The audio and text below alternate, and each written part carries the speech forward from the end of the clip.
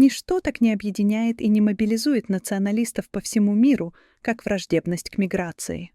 А в 20-х годах ее было немало. Число долгосрочных мигрантов в богатые страны выросло на 28% за последние 5 лет. Эта волна помогла Дональду Трампу вернуться в Белый дом и принесла выгоду ультраправым партиям по всей Европе. Иммиграция, возможно, является ключевым политическим вопросом нынешней эпохи. Причем изменилась не только численность прибывающих, изменились и аргументы, которые националисты выдвигают против них. Говорят, что мигранты способствуют росту цен на жилье, что они обходятся государству дорого, вместо того, чтобы улучшать его финансовое положение, и что они размывают культурные основы, на которых западные страны построили свой долгосрочный экономический успех. Эти аргументы можно назвать новой экономикой нативизма. Их слышно по всему богатому миру. Вы видите очень устойчивую связь между резким ростом иммиграции и резким ростом цен на жилье, заявил 10 марта вице-президент США Джей Ди Венс. По мнению партии «Альтернатива для Германии», миграционная политика страны привела к истощению государственных финансов, ущербу для системы социального обеспечения и рынка жилья. Открытые границы делают невозможным существование устойчивого общества, особенно если это общество с развитой системой соцподдержки, сказала премьер-министр Дании Метте Фредериксен. Стивен Миллер, ныне заместитель главы администрации Белого дома, выразился резко. «Если вы импортируете третий мир, вы сами становитесь третьим миром». Исторически антимиграционные партии сосредотачивались на рынке труда. Миллионы иностранцев, ежегодно попадающих в западную рабочую силу, якобы снижали возможности и зарплаты для местных жителей, особенно для низкооплачиваемых работников, вынужденных конкурировать с чрезмерно квалифицированными, мотивированными и уязвимыми новичками. Экономисты, поддерживающие миграцию, отвечали, что это заблуждение фиксированного объема труда.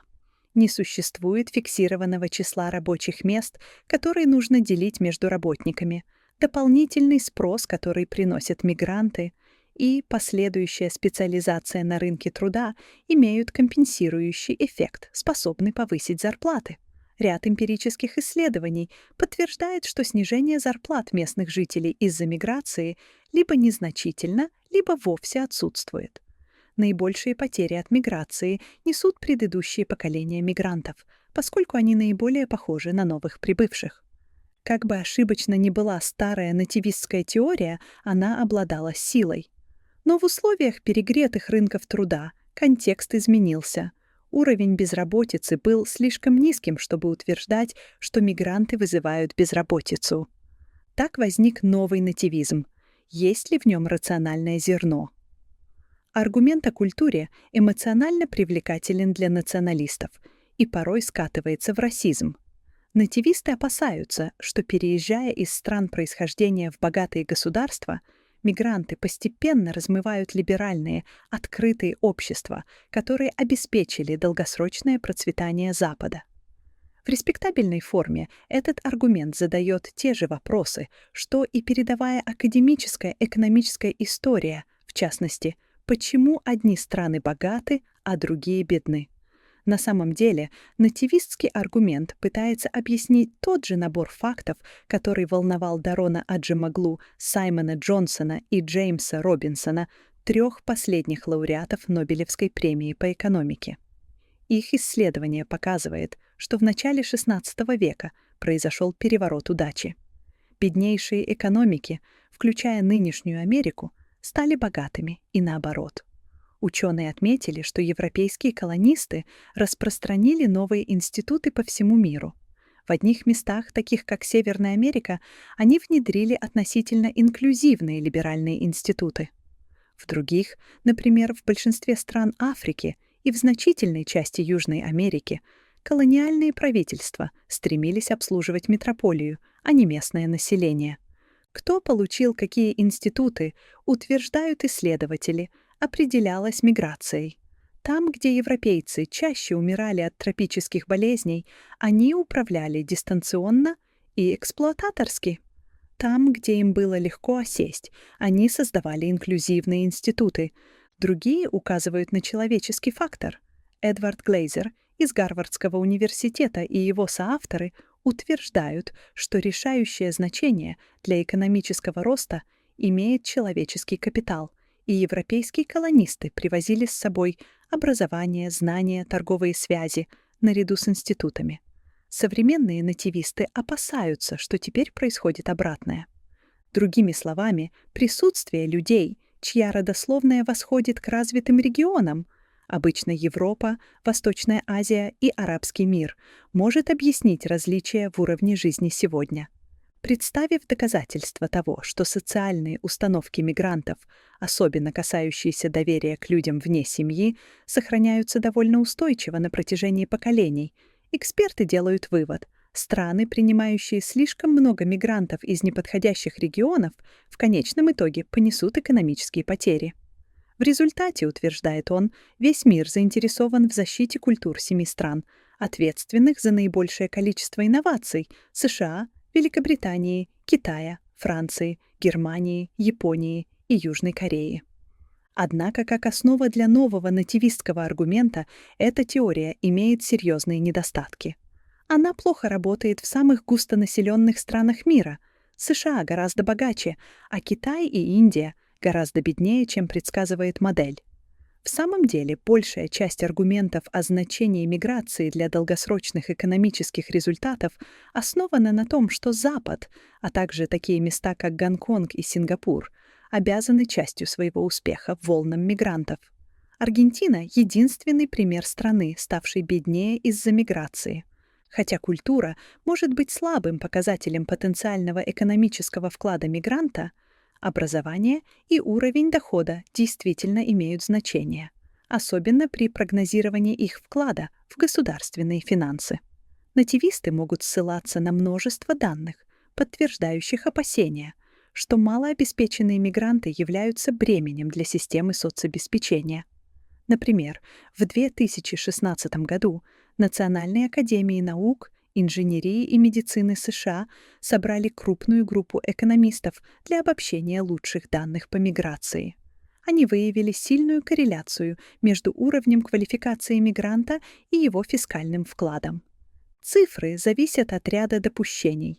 Исследователи должны определить, насколько иммигрант увеличивает государственные расходы, скажем, на оборону. Им нужно спрогнозировать, как будет меняться доход иммигранта со временем. И они должны предположить, что нынешняя налогово-бюджетная политика не изменится радикально в течение жизни иммигранта.